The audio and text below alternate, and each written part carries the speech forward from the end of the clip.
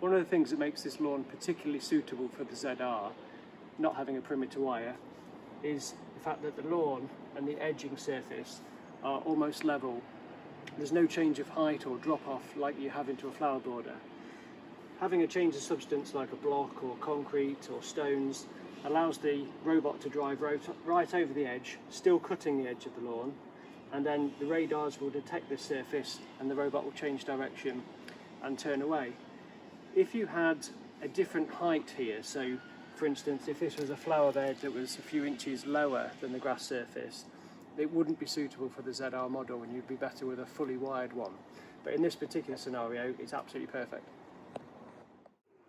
The interesting thing about the 20 ZR is straight out the box, it will actually cut grass without you actually doing any installation.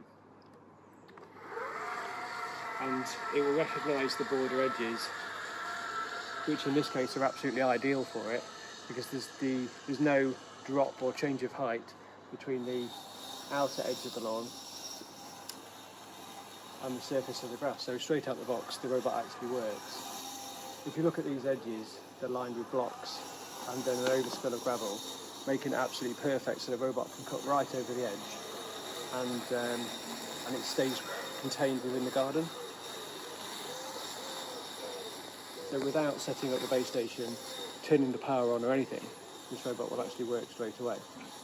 So in this installation, the customer has requested that the base station be placed off the lawn in this left-hand corner. Now actually this isn't a great scenario for this type of robot. Really it would be better if it was docking straight off a corner in the clockwise direction rather than turning to the left immediately before it docks. So in an ideal installation, the base station would be placed here.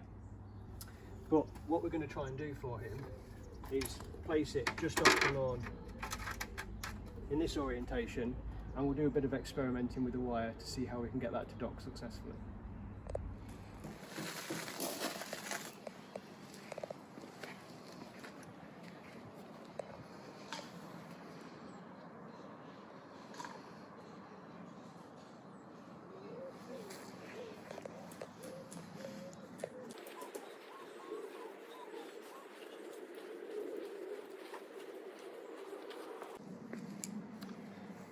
Okay, so ordinarily the return wire would be 30 centimetres and like train tracks go all the way back to the base station. But as you can see here, the customer's got a nice path with grout lines which are very close to where the wire would need to be. And one of the good things about the ZR is it gives you that extra flexibility, and the wires can be a bit further apart and the accuracy isn't that important. So long as we've got a metre either side of the wire on its route back to the base station, they can be placed further apart.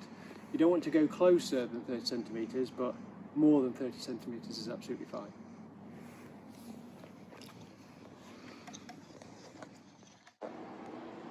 Okay, because we've got two separate lawns here, separated by this slate pathway, the robot needs a way of getting from one side to the other, and that's what these two guide wires are for that we've been cutting in.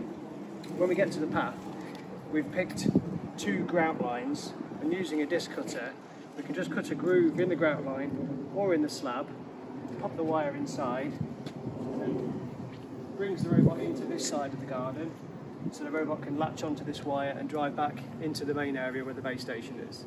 And that's how the robot gets from one side of the lawn to the other side of the lawn. And there can be up to 4 connected lawns on this model. Now using a half-moon spade to cut a slit that we can pop these guide wires inside so they're not visible from day one. There's no need for a wire laying machine or anything like that. Because it's a relatively short length of cable, we can just cut a slit, poke the wire inside, and then from day one it's not on the surface, so we don't have to worry about it